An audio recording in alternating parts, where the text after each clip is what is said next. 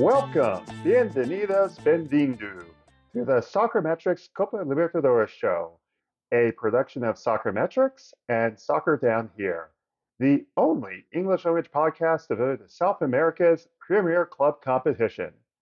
I'm your host, Howard Hamilton, the founder of Soccermetrics.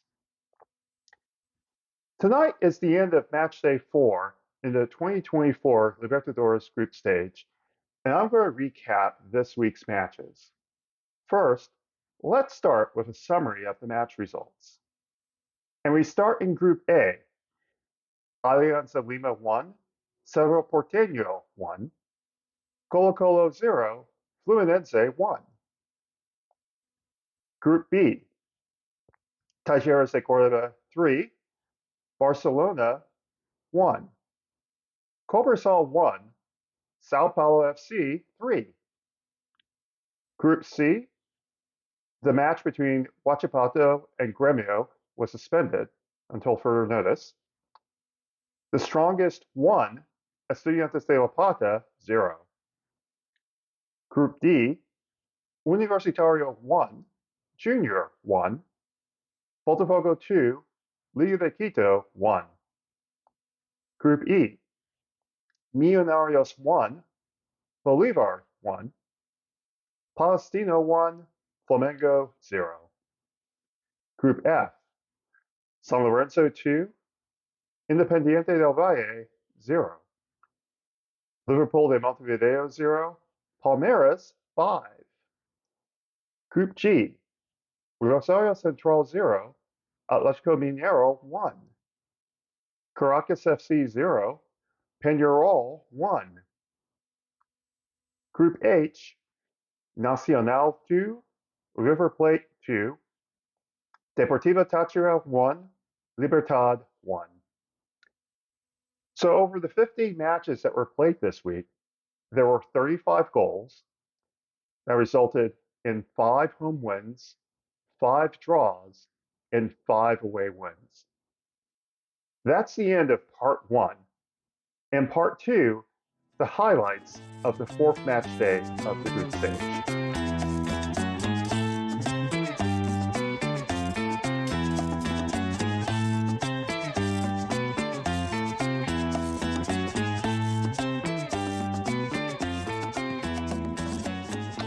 Part 2 of the Soccermetrics Copa Libertadores show, a production of Soccermetrics and Soccer Down Here. You know the scores. Now let's run through the highlights of each group. And we start in Group A. Alianza Lima drew with Cerro Porteño in a match that saw Cerro take the lead early through Iturbe, which allowed them to sit back, and Alianza Lima were much more active in front of goal. They really exerted a lot of effort in trying to equalize. They finally did in the last quarter of the match.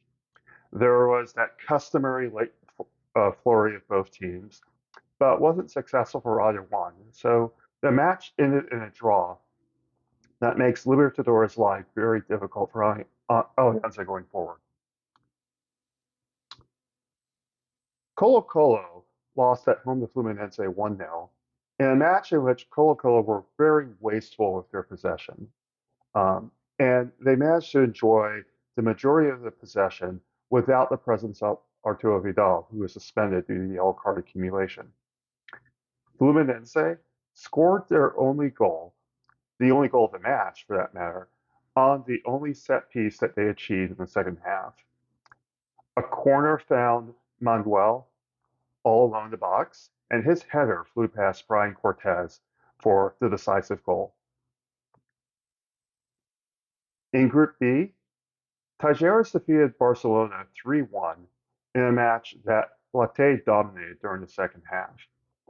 Barcelona pulled one back midway through the second half, but they never threatened after that.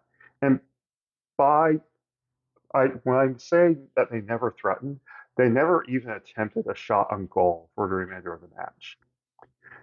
In second half stoppage time, Gustavo Bo scored the third goal to sell the match for Latte. In Chile, Cobresal lost at home to Sao Paulo 3-1. The home team took the lead through Puebla. Sao Paulo equalized through Luciano. In the second half, Sao Paulo were much more efficient going forward. The first two shots on goal in the second half resulted in goals by Nestor and Cagliari. Those two results mean that Talleres and Sao Paulo are the first two teams to advance to the knockout stage of this season's Libertadores. Cobresal and Barcelona are out of the competition and will play next week to determine which team has the inside track on third place. The lone match in Group C was the strongest victory over Estudiantes and La Paz.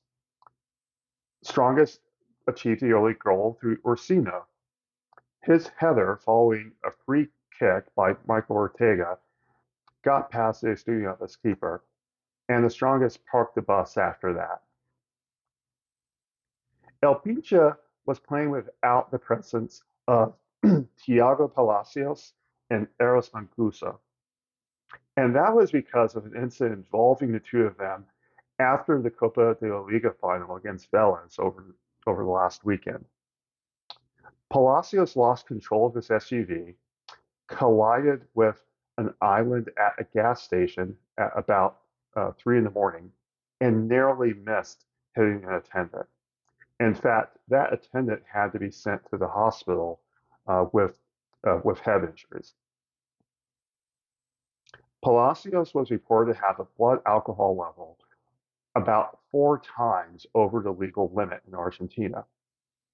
So as a result of that incident, and because Mancuso was also in the vehicle with Palacios, the Estudiantes manager suspended both players from participating in the game. Estudiantes now are in serious trouble. They play Gremio over the next week. I'm not exactly sure how that will happen. There are reports that CONMEBOL have already postponed that match, and they already need the postponed match between Huachipato and Gremio to be a draw in order to give them the best chance of advancing through the group. Universitario and Junior in Group D ended in the draw that was essentially preordained. Both teams had long periods between shots, and the goals for both teams occurred in the first 25 minutes of the game. There was that customary final flurry between both sides, but in the end, it wasn't successful, and both teams left with that one-run draw. That really doesn't sell things in Group D. In the other match, Botafogo achieved a vital 2-1 home victory over Liga de Quito. Hugo put Botafogo in the lead. Estrada equalized for Liga de Quito just before halftime. And Junior Santos appeared for the first time in the group stage to give Botafogo the winner. Botafogo really should have scored a third not too long after that, but a 2-1 victory is enough to resuscitate their chances in the group. Botafogo have really righted the ship in both competitions so far. They are near the summit in the Brazilian Championship, and they have achieved better results in the Libertadores as of yet. In Group E, Millonarios drew with Bolivar 1-1 in a match that produced a result that really doesn't help Millonarios very much. Millonarios' goal was scored when a crossing shot was connected on header, the resulting ball hit the crossbar, and Yenis collected the rebound to convert the goal for Millonarios. Bolivar equalized when Ramiro Vaca attempted a free kick, and his effort went completely through the box into the far corner to give the visitors a point. In the other match, Palestino defeated Flamengo 1-0 in a hard-fought encounter. Palestino's lone goal occurred through Fernando Cornejo. He came onto the field and 6 minutes later scored the winner for the home side.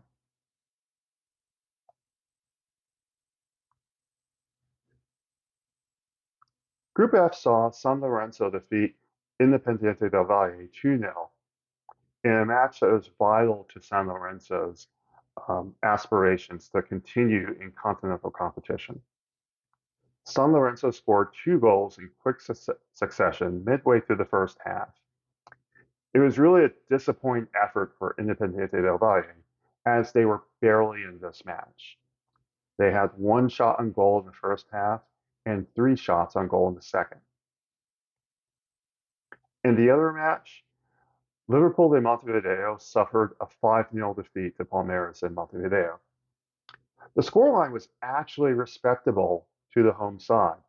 Rafael Vega scored a double for the Greens until the 80th minute of the game, when 3 goals were scored for Palmeiras, 2 of them in second half stoppage time. In Group G, Rosario Central, who were forced to play in a stadium that was closed to spectators, lost 1-0 to Atlético Mineiro. Mineiro were essentially playing as if they were the home team. They dominated possession.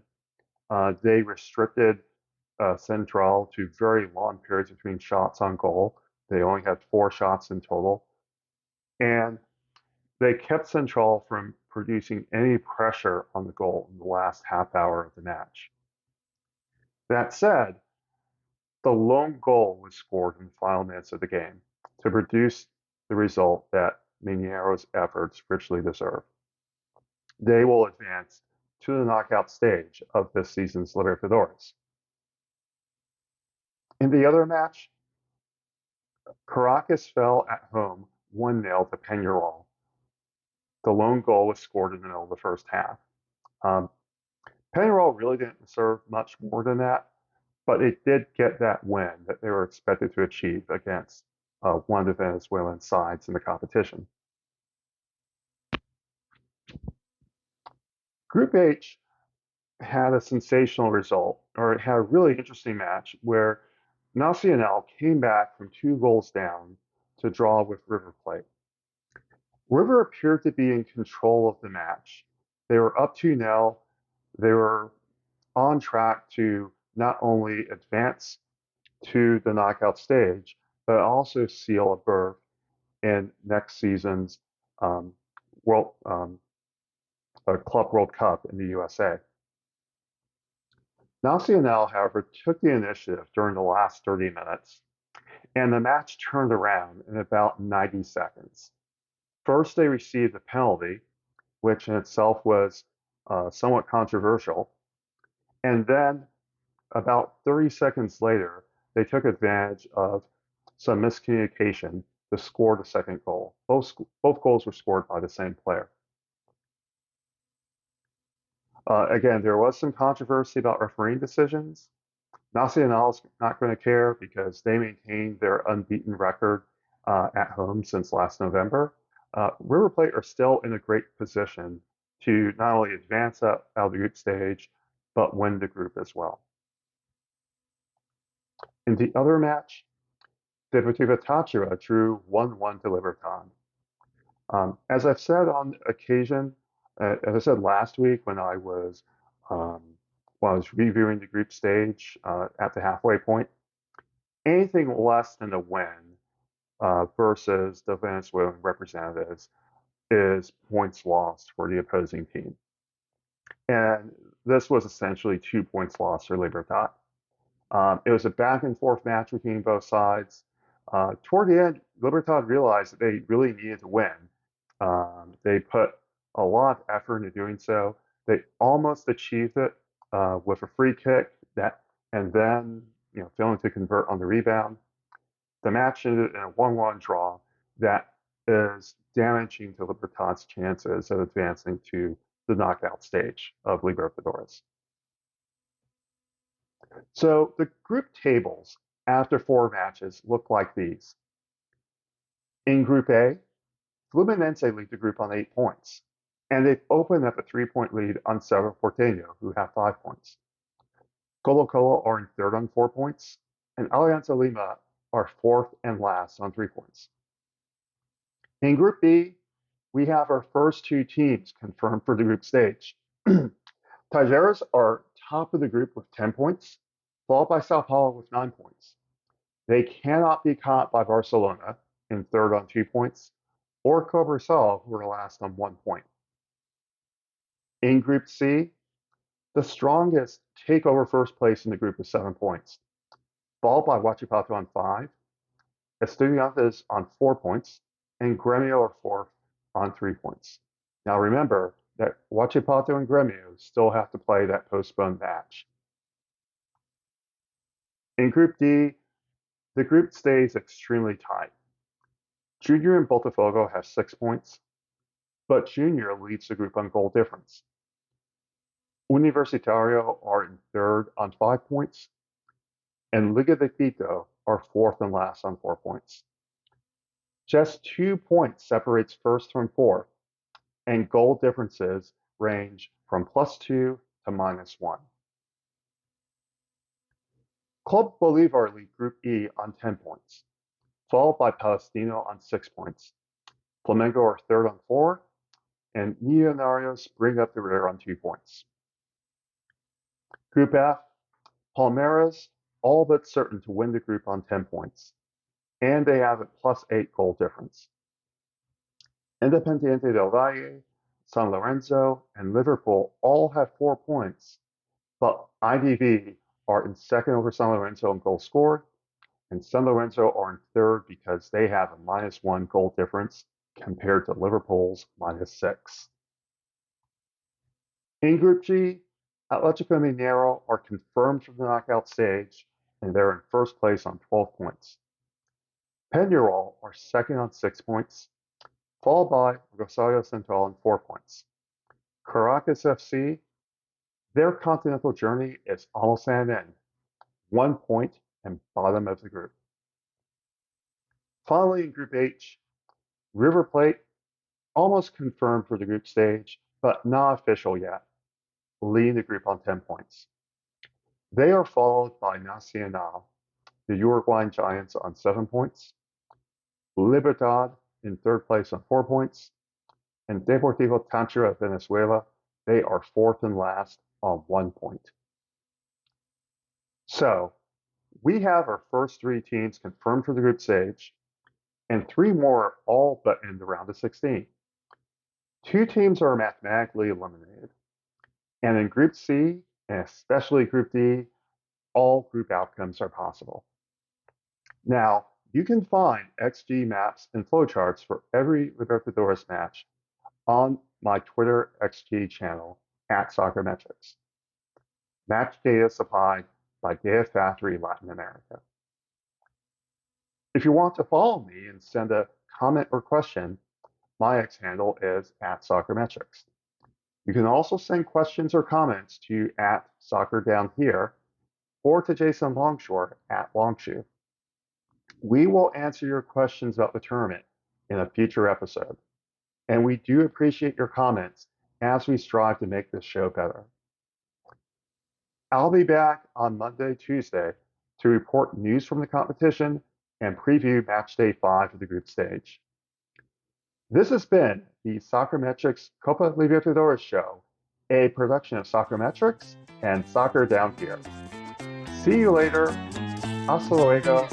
Até mais.